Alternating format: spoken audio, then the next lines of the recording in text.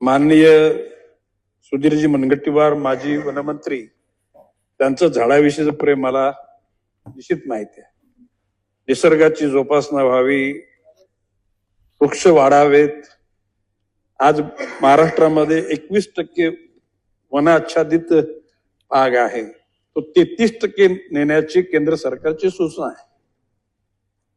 या ठिकाणी जो महाराष्ट्र झाडे तोडण्याबद्दल नियमन अधिनियम 1964 याच्यामध्ये ज्या गोष्टी मूलभूत इन्क्लूड आहेत त्याच्यामध्ये सन्मान्य भास्करराव जाधव यांनी सांगितल्याप्रमाणे खाजगी मालकीची झाडे आणि सरकारी झाडे हे दोन भाग आहेत.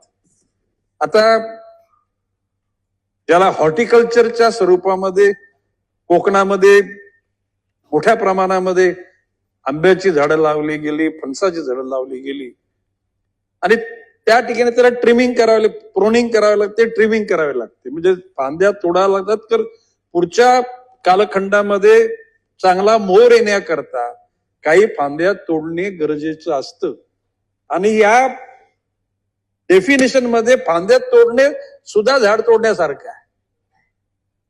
बुंद्याच्या भोवती रिंग काढणं, साल काढणं किंवा इंजेक्शन मारून झाडाला मारणं, या अशा सगळ्या गोष्टी आहेत. ही या ठिकाणी कोणाला सवलत देण्यासाठी हा तो प्रस्ताव मागे घेत नाही. या बाबतीमध्ये सुधारित विधेयक कॅबिनेटच्या मान्यतेनं सादर करण्यात येईल. म्हणजे मंत्रिमंडळासमोर या पुढच्या घडणाऱ्या बाबी निश्चितपणे चर्चेला आणल्या जातील. आणि जसे म्हणजे नागरी भागामध्ये एखाद्या ठिकाणी झाड तोडण्याची गरज असेल तर त्याला ट्री ऑथॉरिटी आहे. त्या ठिकाणी वृक्ष प्राधिकरणाची जी समिती आहे ती त्यांच्याकडे अर्ज केला, ती व्यवस्थित रक्कम घेऊन तेवढंच झाड तोडायला मान्यता देतात.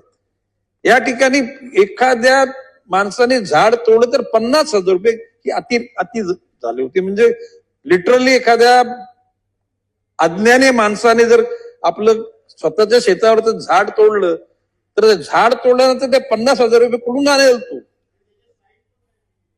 म्हणजे म्हणून लक्षात आलं का त्याच्यामध्ये अतिशय स्पष्टता यावी. कुठल्याही प्रकारचा कोणाला त्रास होता कामा नये. किंबहुना सुधीर भाऊने तर करोडची झाडं लावली. आता प्रस्तावित सुधीर भाऊ 250 कोटी झाडं या 5 वर्षाला, या वर्षी 13 कोटीचा इष्टांक आहे. त्याच्याकरता टिश्यू कल्चरच्या नर्सऱ्या म्हणजे पुण्यामध्ये, कोकणामध्ये, पश्चिम महाराष्ट्र, विदर्भ आणि खानदेश 5 टिश्यू कल्चरच्या नर्सऱ्या आपण तयार करणार आहोत. कारण इतक्या मोठ्या प्रमाणात रोपं मिळणार नाहीत.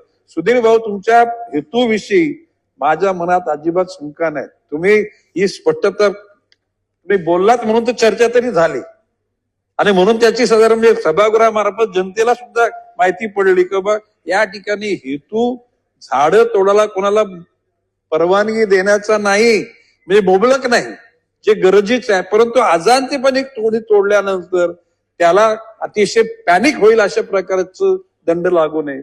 आणि म्हणून भविष्य काळामध्ये ग्रामीण भागासाठी सुद्धा कायदा लागेल, शहरी भागासाठी लागेल आणि मंत्रिमंडळाच्या बैठकीमध्ये याच्यावर सविस्तर चर्चा होऊन तज्ञ लोकांचं त्याच्यावर मत त्या ठिकाणी मागलं जाईल आणि नंतरच याच्यात पुन्हा कायदा येईल. म्हणून तात्पुरता हा इफेक्ट राहू नये म्हणून मागे घ्यासाठी परवानगी मागतोय. आपण सर्वांनी परवानगी अध्यक्षमध्ये आपल्या मागतोय द्यावी अशी विनंती. अध्यक्ष महोदय, सन 2024 विधानसभा विधेयक क्रमांक 25 महाराष्ट्र झाडे तोडण्याबाबत नियमन सुधारणा विधेयक 2024 मागे घेतो. लेटेस्ट अपडेट्स और ताजा तरीन खबरों के लिए टीवी1 इंडिया लाइव को सब्सक्राइब कीजिए और नोटिफिकेशन पाने के लिए बेल आइकॉन को दबाना मत भूलिए.